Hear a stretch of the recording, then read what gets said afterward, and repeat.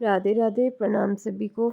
वसुदेव सुतं देवं कंसचाणूरमर्दनं देवकी परमानंदं कृष्णं वंदे जगद्गुरुं। श्री कृष्णं वंदे जगद्गुरुं।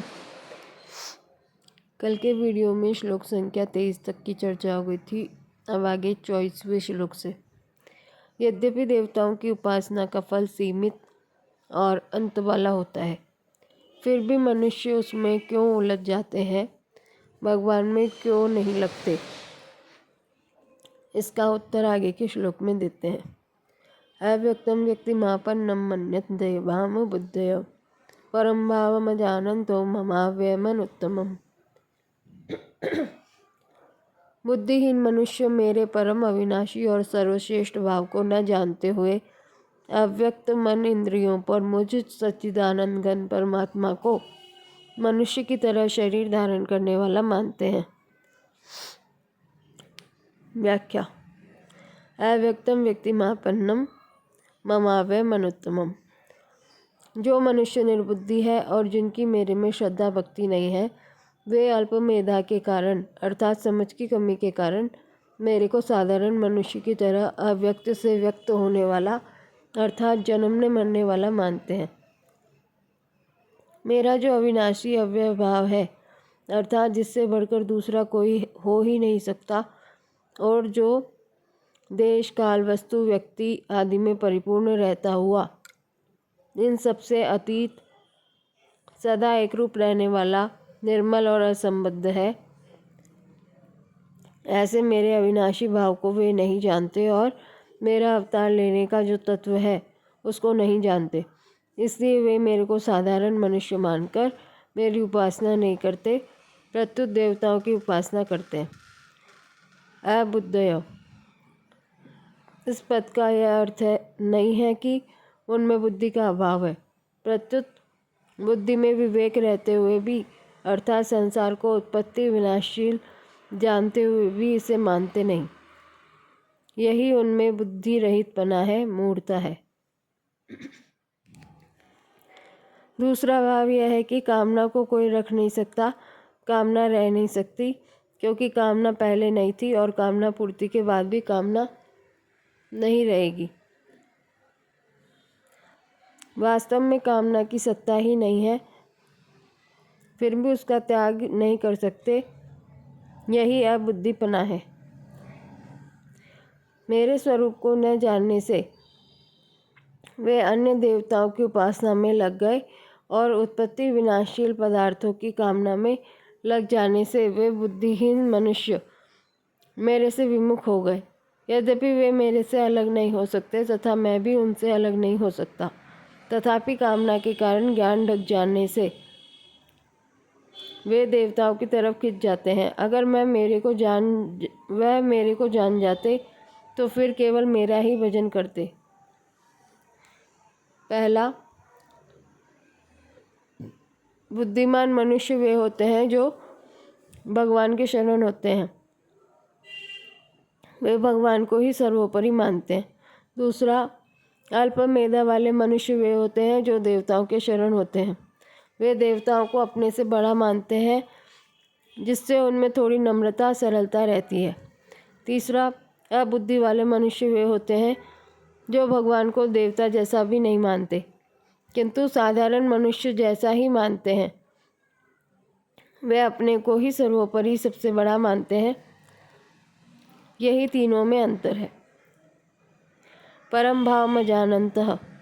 इसका तात्पर्य है कि मैं अज रहता हुआ, अविनाशी होता हुआ और लोकों का ईश्वर होता हुआ ही अपनी प्रकृति को वश में करके योग माया से प्रकट होता हूँ। इस मेरे परम भाव को बुद्धिहीन मनुष्य नहीं जानते। अनुत्तमम कहने का तात्पर्य है कि 15वें अध्याय में जिसको क्षर से अतीत और अक्षर से उत्तम बताया है, अर्थात जिसमें उत्तम दूसरा कोई है ही नहीं, ऐसे मेरे अनुत्तम भाव को वे नहीं जानते। विशेष बात। इस 24वें श्लोक का अर्थ कोई ऐसा करते हैं कि ये अव्यक्तम माम व्यक्तिमापन्नम मन्यन्ते ते अबुद्धय, अर्थात जो सदा निराकार रहने वाले मेरे को केवल साकार मानते हैं वे निर्बुद्धि हैं। क्योंकि वे मेरे अव्यक्त, निर्विकार और निराकार स्वरूप को नहीं जानते। दूसरा कोई अर्थ करते हैं कि ये व्यक्ति मापन्नम माम अव्यक्तम मन्यते ते अबुद्धय, अर्थात मैं अवतार लेकर तेरा सारथी बना हुआ हूँ, ऐसे मेरे को केवल निराकार मानते हैं, वे निर्बुद्धि है, क्योंकि वे मेरे सर्वश्रेष्ठ अविनाशी भाव को नहीं जानते। उपयुक्त दोनों अर्थों में से कोई भी अर्थ ठीक नहीं है, कारण कि ऐसा अर्थ मानने पर केवल निराकार को मानने वाले साकार रूप की और साकार रूप के उपासकों की निंदा करेंगे, और केवल साकार मानने वाले निराकार रूप और निराकार रूप के उपासकों की निंदा करेंगे। यह सब एक देशीय पना ही है।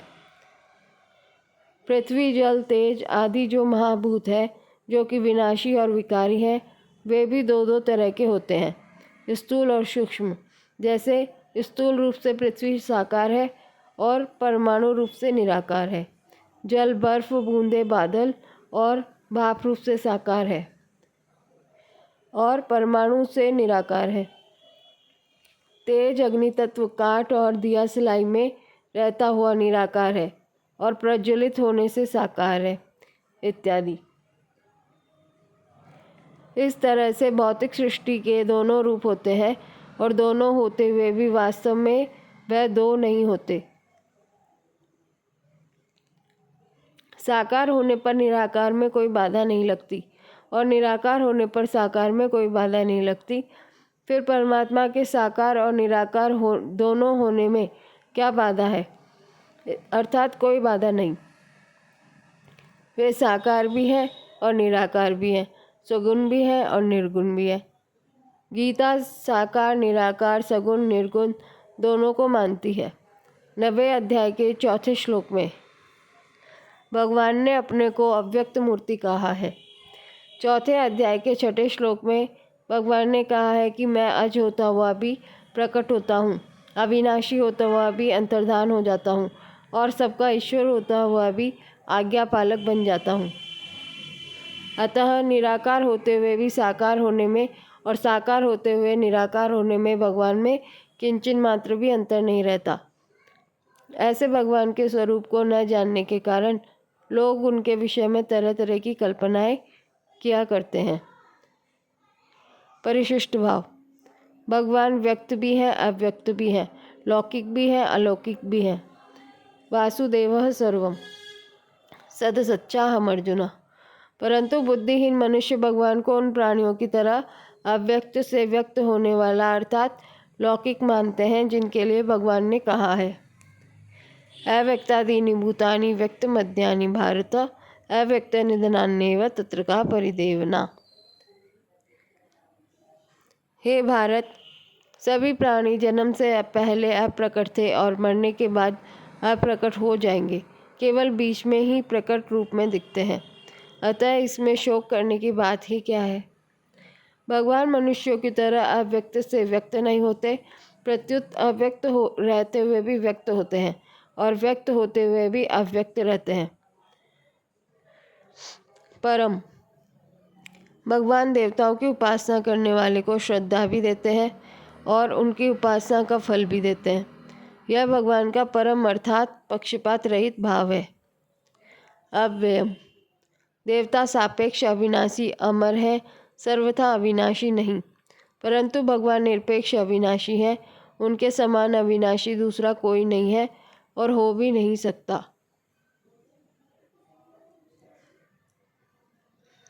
अनुत्तमम भगवान प्राणी मात्र का हित चाहते हैं। यह भगवान का सर्वश्रेष्ठ भाव है। इससे श्रेष्ठ दूसरा कोई भाव हो ही नहीं सकता। भगवान को साधारण मनुष्य मानने में क्या कारण है, इस पर आगे का श्लोक कहते हैं नाहं प्रकाशः सर्वस्य योग माया समावृतः मूढ़ोऽयं नाभिजानाति लोको मामजमव्ययम्। यह जो मूढ़ मनुष्य समुदाय मुझे अज और अविनाशी ठीक तरह से नहीं जानता, उन सबके सामने योग माया से अच्छी तरह ढका हुआ मैं प्रकट नहीं होता। व्याख्या। मूढ़ोऽयं न अभिजानाति लोको मामजमव्ययम्। मैं अज और अविनाशी हूँ, अर्थात जन्म मरण से रहित हूँ। ऐसा होने पर भी मैं प्रकट और अंतर्धान होने की लीला करता हूँ, अर्थात जब मैं अवतार लेता हूँ तब अज रहता हुआ भी अवतार लेता हूँ और अव्ययात्मा रहता हुआ भी अंतर्धान हो जाता हूँ। जैसे सूर्य भगवान उदय होते हैं तो हमारे सामने आ जाते हैं और अस्त होते हैं तो हमारे नेत्रों से ओझल हो जाते हैं, छिप जाते हैं। ऐसे ही मैं केवल प्रकट और अंतर्धान होने की लीला करता हूँ। जो मेरे को इस प्रकार जन्म मरण से रहित मानते हैं वे तो असम्मूढ़ है, परंतु जो मेरे को साधारण प्राणियों की तरह जन्मने मरने वाला मानते हैं वे मूढ़ हैं। भगवान को अज अविनाशी न मानने में कारण है कि इस मनुष्य का भगवान के साथ जो स्वतः अपनापन है उसको भूलकर इसने शरीर को अपना मान लिया है कि यह शरीर ही मैं हूँ और यह शरीर मेरा है। इसलिए उसके सामने पर्दा आ गया, जिससे वह भगवान को भी अपने समान ही जन्मने मरने वाला मानने लगा। मूढ़ मनुष्य मेरे को अज और अविनाशी नहीं जानते। उनके न जानने में दो कारण हैं। एक तो मेरा योग माया से छिपा रहना और एक उनकी मूढ़ता। जैसे किसी शहर में किसी का एक घर है और वह अपने घर में बंद है तथा शहर के सबके सब घर शहर की चार दीवारी में बंद है। अगर वह मनुष्य बाहर निकलना चाहे तो अपने घर से निकल सकता है, पर शहर की चार दीवारी से निकलना उसके हाथ की बात नहीं है। हाँ, यदि उस शहर का राजा चाहे तो वह चार दीवारी का दरवाज़ा भी खोल सकता है और उसके घर का दरवाज़ा भी खोल सकता है। अगर वह मनुष्य अपने घर का दरवाज़ा नहीं खोल सकता तो राजा उस दरवाजे को तोड़ भी सकता है। ऐसे ही यह प्राणी अपनी मूर्खता को दूर करने के लिए अपने नित्य स्वरूप को जान सकता है, परंतु सर्वथा भगवत तत्व का बोध तो भगवान की कृपा से ही हो सकता है। भगवान जिसको जानना चाहे वही उनको जान सकता है। सोई जाने जय देहु जनाही। अगर मनुष्य सर्वथा भगवान के शरण हो जाए तो भगवान उसके अज्ञान को भी दूर कर देते हैं और अपनी माया को भी दूर कर देते हैं। नाहम प्रकाश सर्वस्य योग माया समावृता। उन सबके सामने अर्थात उस मूढ़ समुदाय के सामने मैं भगवत रूप से प्रकट नहीं होता, कारण कि वे मेरे को अज अविनाशी भगवत रूप से जानना अथवा मानना नहीं चाहते। प्रत्युत वे मेरे को साधारण मनुष्य मानकर मेरी अवहेलना करते हैं। अतः उनके सामने मैं अपने भगवत स्वरूप को कैसे प्रकट करूं? तात्पर्य है कि जो मेरे को अज अविनाशी नहीं मानते, प्रत्युत मेरे को जन्मने मरने वाला मानते हैं, उनके सामने मैं अपनी योग माया में छिपा रहता हूँ और सामान्य मनुष्य जैसा ही रहता हूँ। परंतु जो मेरे को अज अविनाशी और संपूर्ण प्राणियों का ईश्वर मानते हैं, मेरे में श्रद्धा विश्वास रखते हैं, उनके भावों के अनुसार मैं उनके सामने प्रकट रहता हूँ। भगवान की योग माया विचित्र, विलक्षण, अलौकिक है। मनुष्यों का भगवान के प्रति जैसा भाव होता है उसके अनुसार ही वे योग माया समावृत भगवान को देखते हैं। यहाँ भगवान ने कहा है कि जो मेरे को अज अविनाशी नहीं जानते वे मूढ़ है, और 10वें अध्याय के दूसरे श्लोक में कहा है कि देवता और महर्षि मेरे प्रभाव को नहीं जानते। इस पर शंका होती है कि भगवान को अज अविनाशी नहीं जानना और उनके प्रभाव को भी नहीं जानना, ये दोनों बातें तो एक ही हो गई, परंतु यहाँ न जानने वाले को मूढ़ बताया है और वहाँ उनको मूढ़ नहीं बताया है। ऐसा क्यों?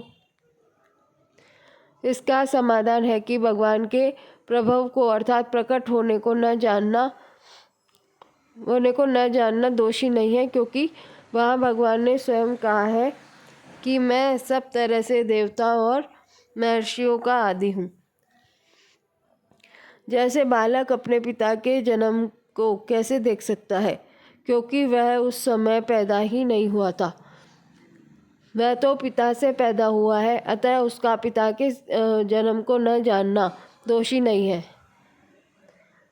ऐसे ही भगवान के प्रकट होने के हेतुओं को पूरा न जानना देवताओं और महर्षियों के लिए कोई दोषी नहीं है। भगवान के प्रकट होने को कोई सर्वथा जान ही नहीं सकता, इसलिए वहाँ देवताओं और महर्षियों को मूढ़ नहीं बताया है। मनुष्य भगवान को आज अविनाशी जान सकते हैं, अर्थात मान सकते हैं। अगर वे भगवान को आज अविनाशी नहीं मानते तो यह उनका दोष है, इसलिए उनको यहाँ मूढ़ कहा है। परिशिष्ट भाव। जो बुद्धिहीन मनुष्य भगवान को नहीं मानते, भगवान अवतार काल में सबके सामने प्रकट होते हुए भी उनके सामने प्रकट नहीं होते। ये यथा माम प्रपद्यन्ते तांस्तदेव भजाम्यहम्। वास्तव में भगवान अप्रकट रहना चाहते नहीं, पर जो उनको नहीं मानते उनके सामने वे प्रकट हो। अवतार काल में भगवान लौकिक रूप से दिखने पर भी वास्तव में सदा अलौकिक ही रहते हैं, परंतु राग द्वेष के कारण अज्ञानी मनुष्यों को भगवान लौकिक दिखते हैं, अर्थात भगवान रूप से न दिखकर मनुष्य रूप से ही दिखते हैं। इससे आगे के श्लोकों की चर्चा कल करेंगे। राधे राधे।